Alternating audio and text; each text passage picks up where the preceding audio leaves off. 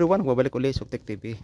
Magpalang araw sa atin mga idol, kung saan man kayo naroon.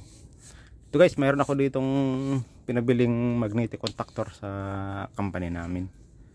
Ang issue kasi nung control panel, nasunog yung motor. Hindi na nag-release yung contact point ng magnetic contactor, kaya hindi ko na ni-repair guys. Ito, nagpabili ako ng bago para hindi na ulit masunog yung motor, kasi yun, papareway namin yun. Yung dalawa to guys, kasi ano to, may 2 speed siya, may slow at high yung machine. Yan, defective na rin siguro yung thermal overload relay, kaya yung mga operator kasi rito, napakailaman yung panel. Minsan nire-reset nila. Pagka ganun kasing kaka-problema, reset ka ng reset, under uli ang machine. Yan, umiinit ang ano yan, ang motor. Minsan may problem ang bearing, nag-high ampere, tumataas ang current niya. Ito guys, ano na pala to, hindi naman to mataas ang amperahe nito. Ito yung ano niya, overload relay, 9 amperes lang ang minimum. Yan, ampere niya. Ito kasi ang ito yung thermal overload relay guys. Ito yung nagkakat sa yung pinakang thermal nito bimetal niya. Pag uminit yung motor, yun, nagkakat off na siya. Kaya napabili na rin ako guys. Itong napaka-importante sa motor yung mga motor control. Simlang din sa yung dati, yung nakadesign doon na dating nakakabit. Yan guys, slider. Magandang brand pala itong ganito, kasi karamihan Fuji. Yan guys, 9 to 15 ampere pala ang maximum ng guys, itong thermal overload relay. Ano ko pa rin, titesting ko lang. Nandito yung niya, coil, yung E1 at E2. Ang ganda nga ng design nitong magnetic contactor. Ang gandang klase talaga pala guys, lalo maging, at yung yung mga brand na yung mga circuit breaker na basta ganitong brand maganda. Sa abroad, ito rin ginagamit namin na mga brand, karamihan. Ayun din na ito. Disco pa rin guys, E1, E2. Ito yung coil, 20 naman to. Meron kasi nitong karamihan ito 24 volt. Yan guys, yan, galing mo natin. Slide mo rin dyan, makikita mo na yung papalo yung contact point.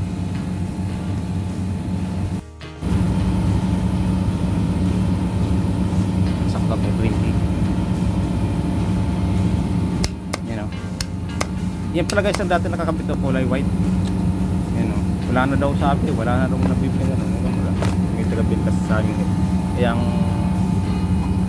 binili yan, kulay black. Ito daw yung lapas na yun, piece out na daw yung kulay white. Nag-repair pala ako nito guys, mahirap paklasin kasi ang dami yung mga auxiliary contact.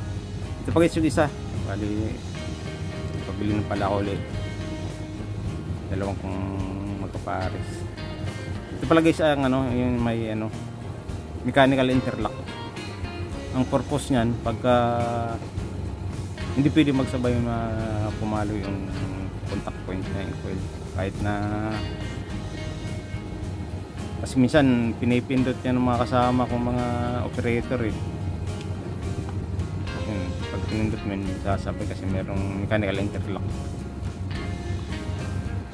Yan pagka pinos mo tong dalawa, hindi magsasabay yan kasi merong interlock na mechanical na pag ito yan, hindi magsasabay siya. Kasi pagka ang purpose niya, pag pinindot yung dalawa, ganyan, may power, magsasalubong ang kuryente sa bulbs. Yan guys, yung mechanical interlock na naka-at sa gitna yan. Meron naman nabibili niyan. Karami naman kasi dito guys, puro may ganyan. Mayroong malalaki din na magnetic contactor dito na Fuji ang brand. Ganyan din, merong ganyan din na mechanical interlock. Minsan nga akala ko hindi pala pwedeng, kasi nag-bypass ako nung nag-trip yung breaker kasi nagsalubong. Pero may mga ano naman dito yung panel, yung mga protection naman kahit na magka problema. Sensitive yung mga breaker. Kaya guys, hindi mo sasabay siya. Meron siyang mechanical airlock. Magandang klase itong ganitong brand kasi napabili na akong bago nito guys, kasi pagka ni-repair ko lang kasi marumi yung mga auxiliary contact. Kahit na maliit lang yung control, mobile kakapaka rin dahil dun lang duman sa auxiliary contact, hindi mapapagana kung hindi mo kabisado yung pag-troubleshoot. Guys, kung napadaka sa akin channel, paki-like, subscribe at double button na rin para update sa aking video guys. Maraming sa mga nag-subscribe, sa mga luma at mga bago, mga silent viewer. At sa inyo mga idol, hindi ko na kayo may isa. Maraming salamat sa inyo. Yan guys, siguro install ko muna to habang pinariwan kasi namin yung motor. May taga-rewind para dito guys ng mga motor namin na nasisira. Meron talagang mga specialist na yun lang talagang ginagawa.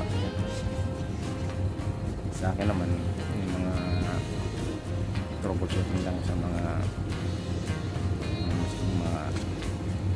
panel. Hindi na ako guys nakakapag-repair ng mga appliance, busy na kasi.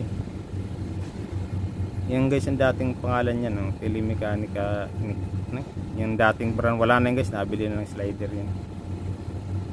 Yan o, within Thailand. Wala nang time sa pag-repair. Ang dami nga nung gusto mong pagawa sa akin, mga TV, washing machine, electric fan, sa mga kasama ko sa trabaho. Sabi ko wala akong time na mag-service sa inyo. Isa pa, minsan nag-overtime. Sana maintindihan nyo ako, mga kasama ko sa trabaho. Tama guys, kumato doon habang pinapareway namin yung motor. Siguro mga isang linggo bago dumating kasi pina-argent namin guys yung motor na nasira, nasunog. Dahil dito kaya nasunog guys, hindi na nag-release yung contactor. Parang na magnet na, ay na welding na yung mga contact point. Guys, maraming salamat sa inyo mga subscriber. Maraming salamat mga idol. Shout out sa inyong lahat. Maraming salamat kung saan mo kayo naroon, mga OFW, mga viewer. Maraming salamat sa inyo guys, mga idol, mga kabayan. Salamat sa panonood. Thank you for watching.